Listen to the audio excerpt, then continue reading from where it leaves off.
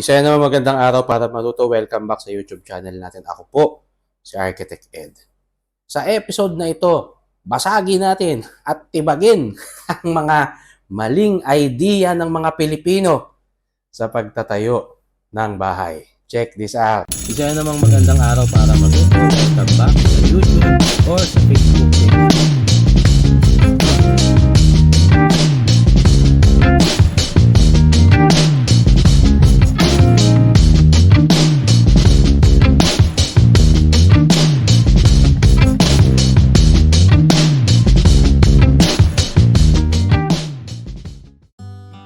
Ang unang-una, mas mahal, mas maganda ang kalidad.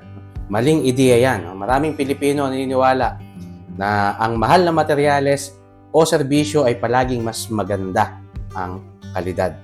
Ang tamang pag-iisip, hindi lahat ng mahal ay matibay o sulit. Ang tamang kombinasyon ng kalidad at affordability ay mas praktikal. Kaya magsaliksik, mag-research at ihambing ang mga materyales bago ito bilhin. Number 2, kailangan ng malaking bahay para magmukhang maayos. Maling ideya yan. No? Ang mas malaki raw na bahay ay mas maganda at mas angkop para sa pamilya. Mali. No? Ang tamang pag-iisip ay ito. Ang tamang laki ng bahay ay batay sa pangangailangan, sa need, no? At kakayahang pinansyal. Kakayahan ng budget mo at ng iyong pamilya. So, i-consider ang functionality kaysa sa laki ng bahay.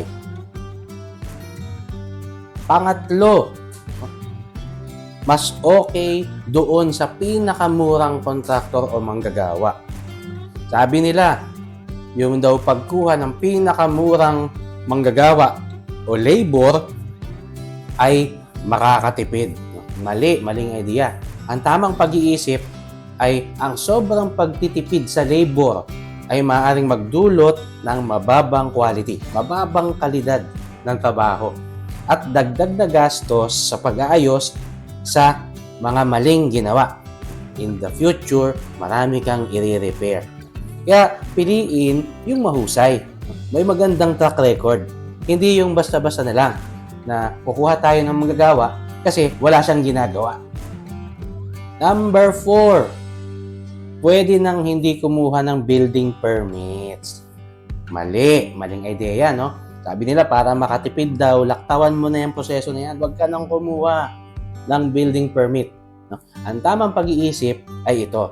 Ang mga permits ay mahalaga para masiguro ang kaligtasan at legalidad ng proyekto. No? Kung wala kang permit, hindi ka dapat magtayo. Kung magtatayo ka naman ng walang permit, papahintuin ka. Tapos, babalik ka rin sa proseso na yon. Kaya, ang hindi pagsunod dito ay maaaring magdulot ng multa at illegal na problema. Legal na problema. May kulong yan. Panglima, ito palasak to. No? Basta daw konkreto at bakal, matibay yan. Maling ideya na sabihin na basta daw bakal at gawa sa konkreto yung bahay mo, matibay na. No? Hindi. Mali yun. Kasi ang tamang idea, ang tibay ng bahay ay hindi lang nakabase sa paggamit ng konkreto at paggamit ng bakal. Kung wala namang plano. Ang tamang sukat at tamang dami ng bakal at tamang sukat at volume ng konkreto ay dinidisenyo ng civil engineer at hindi hula-hula lang. Kaya hindi como nilagyan ng bakal at nilagyan niya ng konkreto ng panggagawa mo, matibay na yan sa lindol. Pang-anim, no? Hindi na mahalaga ang arkitekto o engineer.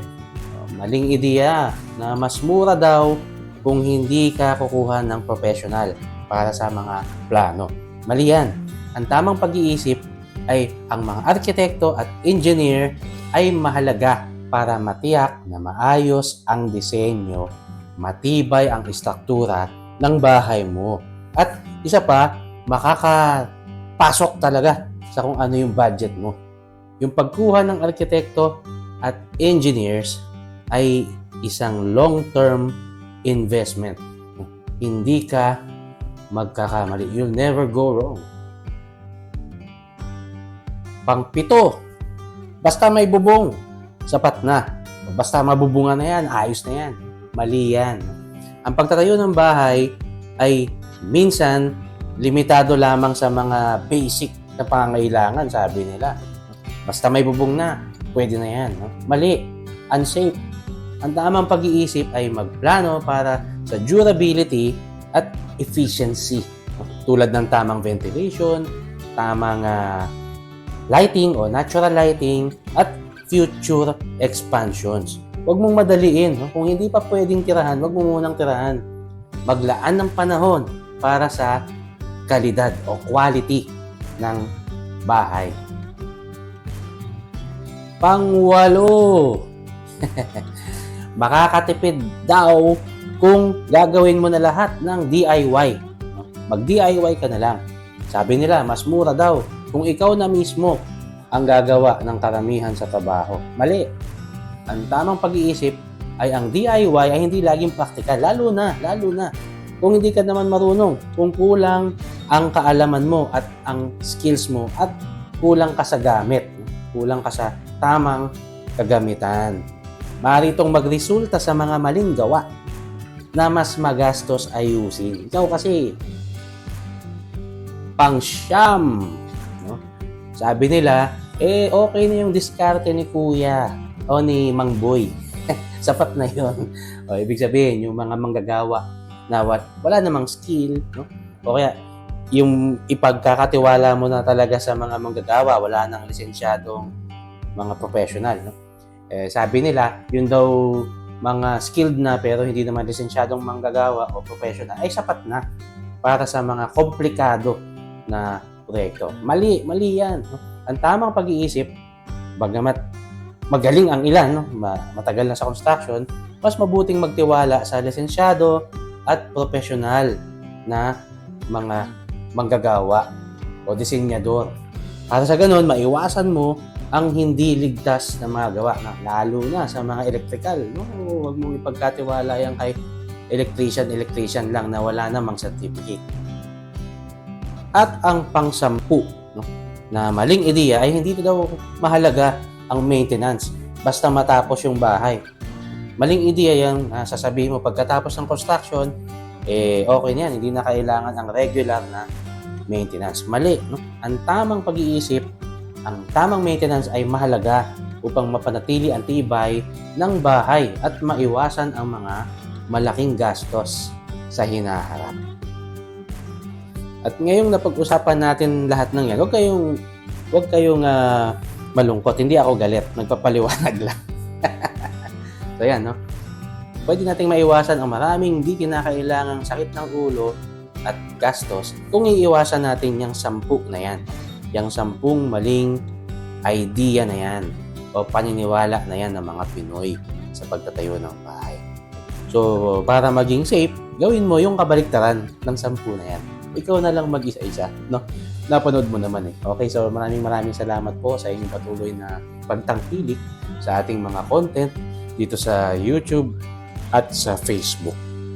Sana magkita-kita po tayo ulit sa susunod nating vlog. Mag-ingat po tayong lahat. Ako po si Architect Ed. Bye!